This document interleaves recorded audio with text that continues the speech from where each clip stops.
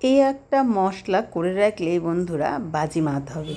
যে তরকারিতে দেবেন তরকারির স্বাদ কিন্তু একদম বেড়ে যাবে, দারুণ দারুণ টেস্টি হবে।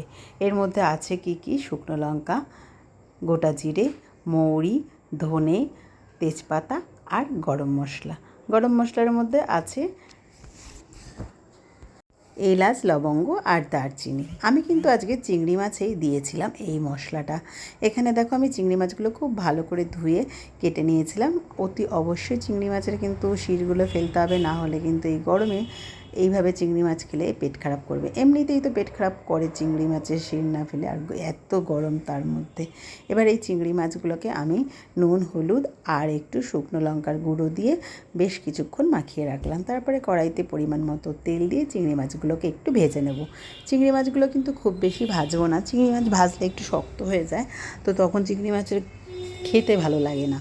তার জন্য কিন্তু চিংড়ি মাছটা সবসময় একটুখানি কম ভাজতে হয়। আমি একটুখানি কিন্তু চিংড়ি মাছটা এরকম হালকা বাদামি কালার হলেই চিংড়ি মাছটা তুলে নেব। এবার ওই তেলের মধ্যে আমি দুটো বড় বড় সাইজের পেঁয়াজ একদম কুচি কুচি করে দিয়েছি। পেঁয়াজটা একটুখানি নরম হলে আমি এর মধ্যে একটা টমেটো দিয়ে দেবো। টমেটো দেওয়ার সাথে সাথে একটু নুন দিয়ে দেবো, যাতে টমেটো আর পেঁয়াজটা খুব তাড়াতাড়ি একটু সফট হয়ে যায় তার জন্য।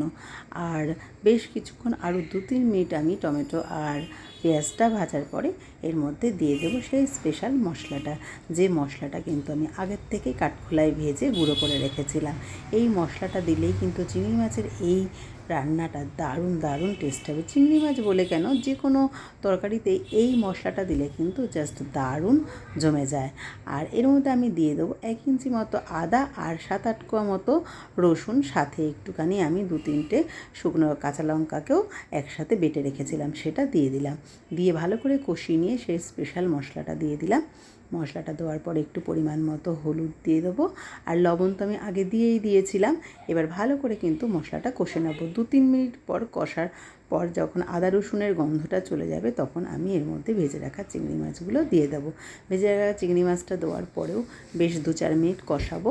কষলে একটা কষার যে তেল বেরিয়ে যায়, সেটা তেলটা বেরিয়ে গেলেই এবার আমি এখানে পরিমাণ মতো জল দিয়ে দেবো। খুব বেশি জল দেবো না, যেহেতু চিংড়ি মাছের কষা করছি, তার জন্য কিন্তু খুব বেশি জল দেবো না। আর একটু গা মাখা হলেই রেসিপিটা খেতে খুব ভালো লাগবে, সেই আন্দাজ মতোই জল দেবো। তবে তোমরা যদি ঝোল খেতে চাও তাহলেও কিন্তু জল বেশি দিতে পারো, ভালোই লাগবে। আর নামানোর সময় উপর থেকে একটু কাসুরি মেথি দিয়ে দেবো। জাস্ট দারুণ গন্ধটা চিংড়ি মাছ আর কাসুরি মেথির একসঙ্গে যুগলবন্দিতে দারুণ দারুণ টেস্টি হবে এই রেসিপিটা। ভালো লাগলে অতি অবশ্যই ট্রাই করো। চলো টাটা।